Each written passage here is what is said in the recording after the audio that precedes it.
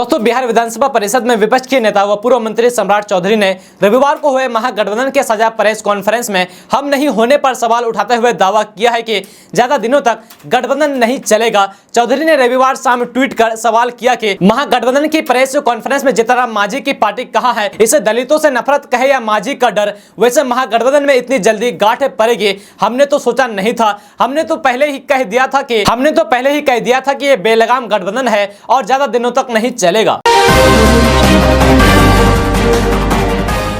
दोस्तों, आज औरंगाबाद के किसान अपने खरीफ फसल की सिंचाई के लिए एक एक बूंद पानी के लिए तरस रहे हैं। औरंगाबाद जिला के बहुत सारे क्षेत्र में खरीफ फसल की रोपनी नहीं किया गया है, जिसके कारण औरंगाबाद जिला के किसान के सामने आज एक बहुत बड़ी समस्या खड़ी हो गई है, जिसको लेकर खगोल सेना के जिला अध्यक्ष ने संजीव कुमार ने मीडिया के साथ बातचीत के दौरान ये बात बताई है। आज किसानों के ऊपर जो संकट आया है, इसका जिम्मेदार औरंगाबाद के भाजपा सांसद सुशील कुमार सिंह है। दोस्तों, बिहार के मुख्यमंत्री नीतीश कुमार के सुरक्षा को लेकर एक बार फिर चूक हो गई है। रविवार को मुख्यमंत्री नीतीश कुमार गोपालगंज से सड़क मार्ग से पटना लौट रहे थे, तभी दो युवक ने सड़क पर खड़े होकर काफिले को रोकने की कोशिश की। बता दें कि मुख्यमंत्री नीतीश कुमार के साथ ये पहला मामला नहीं है, इससे पहले भी नीतीश कुमार के साथ इस प्रकार की घटना हो चुकी है। मीडिया रिपोर्ट्स के मुताबिक मुख्यमंत्री नीतीश कुमार रविवार को अपने काफिले के साथ गोपालगंज से पटना लौट रहे थे। गोपालगंज से पटना के बीच झाझागढ़ थाना क्षेत्र के भोजपुर गांव के समीप मुख्यमंत्री नीतीश कुमार के काफिले को दो युवक ने रुकवा लिया। बता दें कि दोनों युवक में से एक छात्र नेता विपुल चौबे समेत अन्य को पुलिस ने गिरफ्तार कर लिया। दोनों युवकों से पुलिस पूछताछ कर आगे की जांच कर रही है। दोस्तों, बिहार में सत्ता परिवर्तन हो चुका है और सत्ता परिवर्तन के साथ ही अब मंत्रियों के आवास का पता भी बदल चुका है। एनडीए में जो पहले कल तक मंत्री थे, अब वो भूतपूर्व हो चुके हैं और अब उन्हें अपना सरकारी बंगला छोड़ना पड़ रहा है। नए मंत्रियों को यह बंगले आवंटित किए गए हैं। मंत्रियों के बंगला आवंटन को लेकर तो कोई बदलाव नहीं किया गया है, लेकिन अब बीजेपी के कई पुराने दिग्गज नेताओं के पते इसके बाद बदल जाएंगे। बता दें कि नंद किशोर यादव और पूर्व कृषि मंत्री प्रेम कुमार के भी बंगलों को खाली कराया जा रहा है, जो मंत्री नहीं रहने के बावजूद भी उन्हें अलॉट था। इसको लेकर बिहार में अब राजनीतिक माहौल गर्म है। दोस्तों, लोक जनशक्ति पार्टी के 3 दिवसीय प्रशिक्षण शिविर का आयोजन किया जाएगा।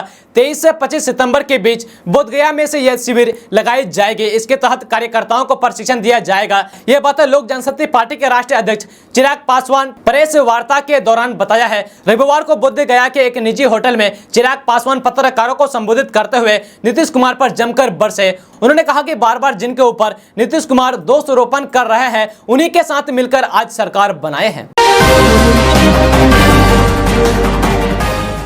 दोस्तों, देश दुनिया में वाहनों को चलाने के लिए नए तरह के पावर ट्रेन खोजे जा रहे हैं। इनमें से इलेक्ट्रॉनिक वाहन तो कुछ देशों में चल रहे हैं, इसके अलावा बायोफ्यूल, हाइड्रोजन फ्यूल आदि को भी एक विकल्प के तौर पर सफल बनाने का प्रयास कंपनियां कर रही है। इलेक्ट्रॉनिक वाहनों को लेकर बड़ी समस्या है कि ईवी को चार्ज करने के लिए भी चाहिए तो बिजली ही, और यह बिजली अभी भी कोयले आदि से ही बन रही है। सोलर एनर्जी से अभी उस लेवल की बिजली तैयार नहीं हो रही है जितनी की खपत है। ऐसे में हाइड्रोजन को एक बेहतर विकल्प बताया जा रहा है। इस बीच जर्मनी ने दुनिया की पहली हाइड्रोजन से चलने वाले ट्रेन को लॉन्च कर दिया है। जर्मनी में 1-2 नहीं बल्कि हाइड्रोजन से चलने वाले 14 ट्रेन लॉन्च की गई है। ये ट्रेन जर्मनी के लोअर सैक्सोनी राज्य में लॉन्च की गई है। लोगों का कहना है कि जर्मनी की सरकार पर्यावरण के प्रति काफी ज्यादा सकारात्मक रुख अपना रही है। इन ट्रेनों को फ्रांस की कंपनी एल्स्टॉम ने तैयार किया है।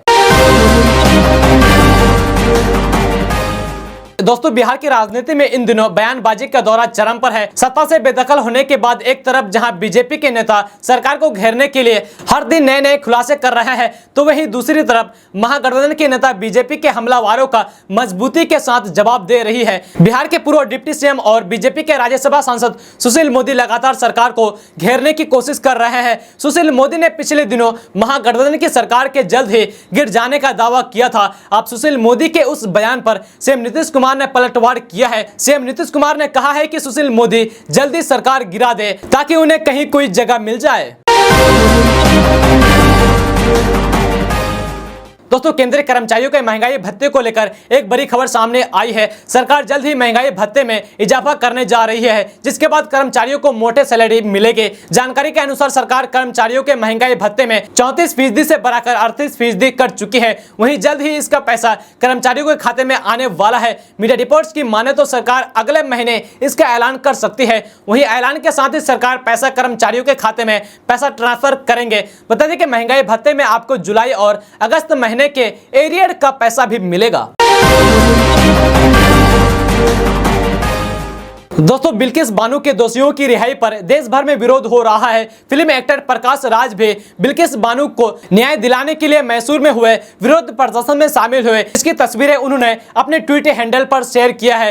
कैप्शन में प्रकाश राज ने जस्टिस फॉर बिल्किस बानो भी लिखा है। एक्टर के ट्वीट पर तमाम यूजर उनकी खिंचाई कर रहे हैं। प्रकाश राज ने कुल 4 तस्वीरें शेयर की है। पहली में एक पोस्टर है जिसमें लिखा है जस्टिस फॉर हर हज, जस्टिस फॉर भी। बाकी तस्वीरों में प्रकाश राज कई लोगों के साथ विरोध प्रदर्शन करने बैठे हैं। इन तस्वीरों को देख यूजर्स भड़क रहे हैं और रेप पीड़ित हिंदू लड़कियों का जिक्र कर सवाल खड़ा कर रहे हैं।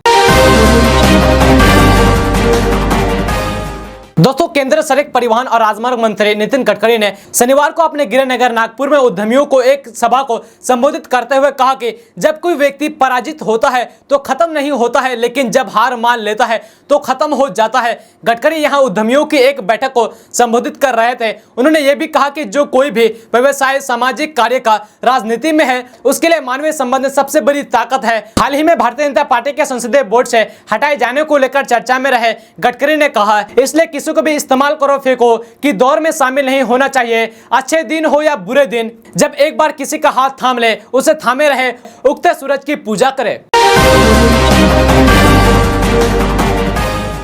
दोस्तों बिहार के मुंगेर और भागलपुर में गंगा नदी का जलस्तर लगातार बढ़ रहा है। मुंगेर में रविवार को गंगा का जलस्तर 38.58 मीटर रहा। खतरे के निशान 39.33 मीटर से महज 75 सेंटीमीटर नीचे गंगा बह रही है। केंद्रीय जल आयोग के सुरेश चौधरी ने बताया कि अगले कुछ दिन जलस्तर बढ़ेगा। 1 से 1.5 घंटे के बीच 1 सेंटीमीटर जलस्तर बढ़ रहा है। सदर प्रखंड और बरियारपुर प्रखंड का दियारा इलाके में गंगा का पानी फैल गया है। अब धरहरा प्रखंड के हेमजापुर पंचायत समित कई गांव में गंगा का पानी प्रवेश कर रहा है। जलस्तर बढ़ने के साथ ही तटवर्ती इलाके में रहने वाले लोगों की चिंता अचानक बढ़ गई है। बाढ़ प्रभावित क्षेत्र के लोगों को पता है कि जब भी गंगा नदी का जलस्तर बढ़ता है तो बड़े बड़े पैमाने पर गंगा नदी तटीय इलाकों में रहने वाले लोगों को भारी क्षतिग्रस्त होती रहती है।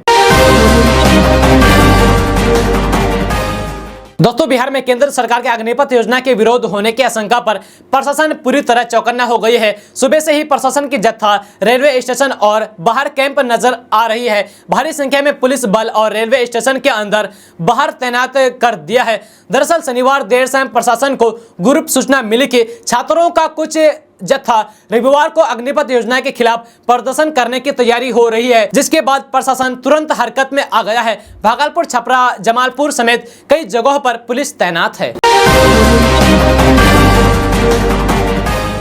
दोस्तों बीजेपी सांसद रमा देवी ने लालू परिवार पर गंभीर आरोप लगाया है।